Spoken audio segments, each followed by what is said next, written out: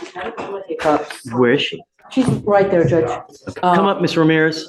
The state wants to do a 6-month extension for her to finish her treatment. She's had a couple of positives.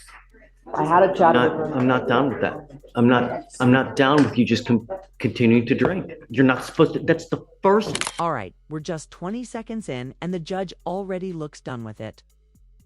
But here's the real question. Should judges be more compassionate in these moments? Or is this no-nonsense attitude exactly what it takes to break the cycle and hold people accountable? Let me know what you think in the comments. Program is you don't drink, and you're continuing to do it. It's not going to happen. You know, I mean, do we need to put her into an inpatient treatment program? They're recommending IOP and SOP. The cost of an inpatient, because with DWI-PTI. Oh, I'll revoke her bond. It'll be free. Hopefully we don't do that. Judge, can you give her a chance to do the IOP, SOP? I had a chat with her. You want to keep in this thing? I'm going to put you in inpatient treatment. You're going to go right now. There goes your life. 6 months minimum. And if you're good, 6 months. Right. If you're good, I'm sorry, 6 months. Otherwise, it's a year and a half in custody. You know, no means no. Doesn't mean I've got a party. I've got Jesus telling me to do it. No. How many positives? Let's not get ahead of ourselves. So she completed the DWI education, effective decision-making, and victim impact. On March 12th, she admitted to consuming alcohol. And then on June 20th, she provided a blow of 1.53. 0.153, that's nearly double. 0.153 blood alcohol level. That's almost double the legal limit and on probation.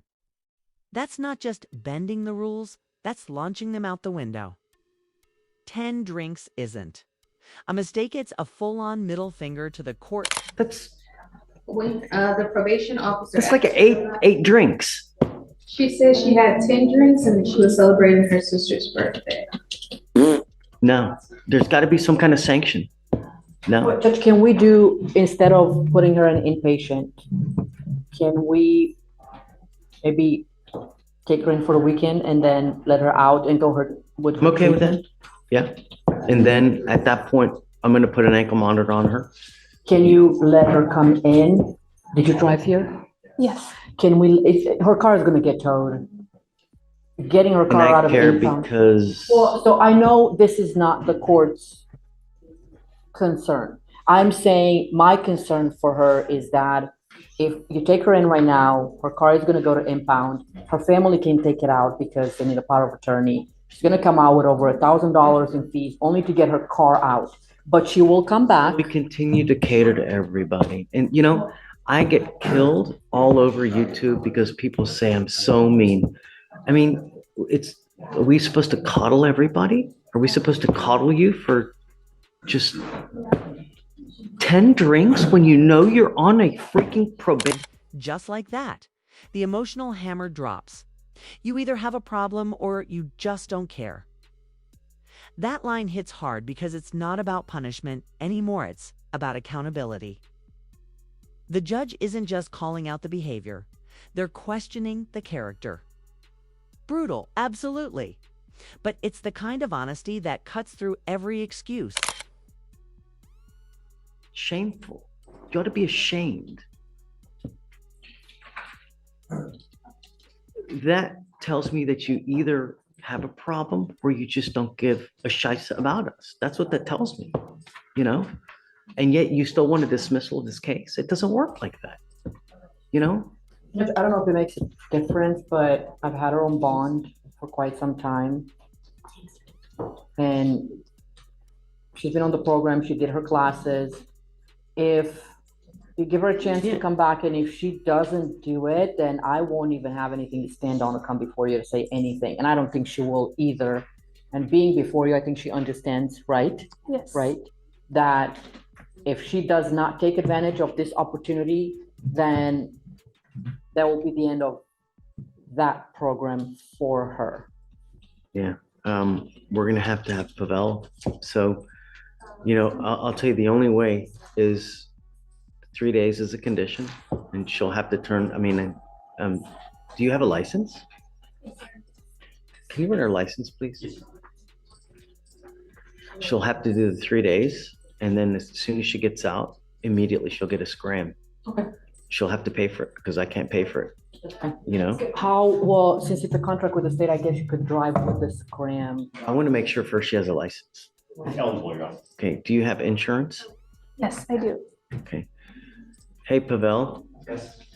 I need you to please amend the contract, and I don't know how, but so this is Miss Ramirez. Okay. She's had quite a number of blows, positive.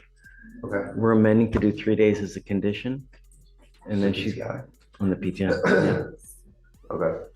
Well, and then the other issue is that Judge, if you want to put her on a scram, then we need to amend the contract to reflect scram, but allowing her to drive. Because normally the way that it works on your template contract is if she gets a scram, then automatically there's a non-driving affidavit. Right. No. So We'll that- keep everything as is, but I want to make sure that she's not at all times, she's not consuming. Whereas here, all she has to do is blow, right? So we'll do the extension, but that's the conditions, right? So 3 days is a condition to begin, I guess, within the next couple days.